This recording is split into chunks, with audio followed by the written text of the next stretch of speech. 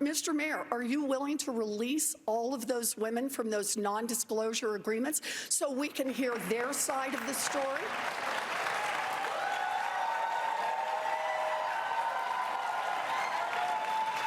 We have a very few non-disclosure agreements. How many is that? Let me finish. How many is that? None of them accuse me of doing anything other than maybe they didn't like the joke I told. Michael Bloomberg is facing more attacks from his 2020 rivals after being a major target during Wednesday's debate. Vermont Senator Bernie Sanders is sharing new criticism with Anderson Cooper for this Sunday's 60 Minutes. Here's a preview. Were you surprised by how unprepared he seemed for some very basic, obvious questions at the debate in Nevada? I was. And, you know, and if that's what happened in a Democratic debate, you know, I think it's quite likely that Trump will chew him up and spit him out. Are you less worried about Michael Bloomberg? If you were worried about him before, are you less worried now after having that debate? I am worried about an unprecedented amount of money being spent on a campaign. And, you know, we've never seen anything like this in American history. And I just think, though, that the American people will rebel against this type of oligarchic movement. We are a democracy. One person, one vote, not a guy worth $60 billion buying an election.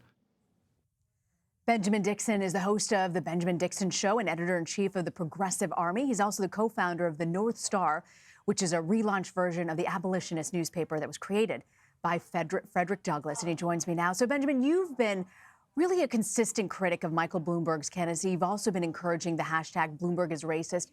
Can you explain where you're coming from in this position? Yeah, thank you so much for having me. I think Michael Bloomberg is a unique threat to our democracy and his ability to spend an unseen amount of money. We've never seen anything like this, $500 million on advertisements already. And I think that it's finally good that we got him on the debate stage, because up until this point, he's been able to circumvent the small d democratic process by sheer virtue of his money. And so when we released the audio of him speaking on stop and frisk, which started all this vetting, I think it was necessary because I don't believe that he has been properly vetted, as we see more and more evidence coming out of his problems, in addition to the fact that he's spending $500 million to purchase his way into this election. I want to actually play the video that you unearthed. This is from 2015, showing Bloomberg justifying his stop and frisk policy that he expanded as mayor. I want to play that for you. 95% of your murderers and murder victims fit into one MO. You can just take the description, Xerox it, and pass it out to all the cops. They are male, minorities, 15 to 25. That's true in New York. It's true in virtually every city. Now, Benjamin, I want to make clear, Bloomberg's repeatedly apologized for that, for not acting sooner, faster to end stop and frisk. Are those apologies enough? At this point, what can he do to make it up to the community? He could drop out of the race. And the reason is because as you listen to the audio, what makes it so significant is that you can hear his conviction. You can hear that this is a methodical, well thought out process. This is his deeply held worldview.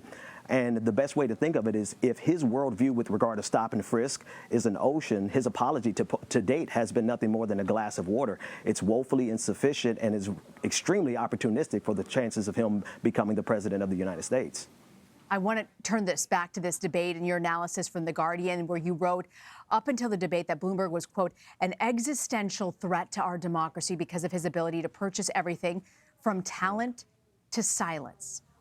Why did that change for you after watching him at the debate?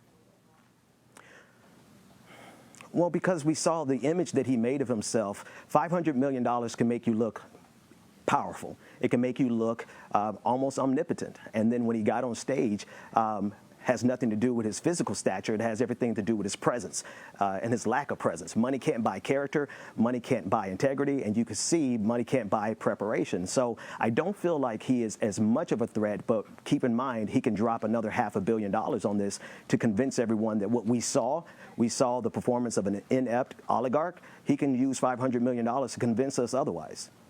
You know, many people think, was it a mistake for him to participate in the debate rather than just kind of going on, controlling the message through advertising? What's your take about his performance so far and his approach to this race?